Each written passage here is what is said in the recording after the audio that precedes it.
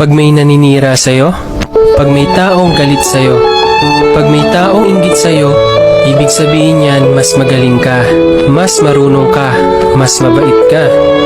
Pabayaan mo silang mainggit at magalit hanggat wala kang ginagawang masama. Patuloy lang sa buhay, patuloy sa paggawa ng mabuti. Dahil habang umaangat ka, mas lalo silang bumababa.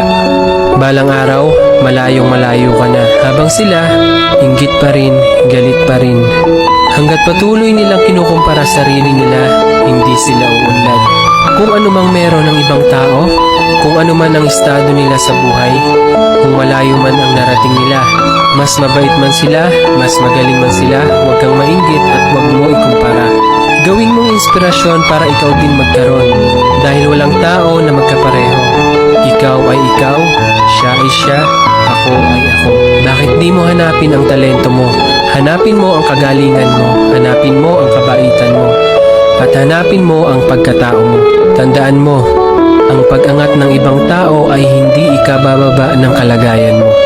Ang sarap sa feeling sabihin sa sarili mo, umangat ako dahil sa pinaghirapan ko. Hindi yung umangat ako kasi may inapakan akong tao.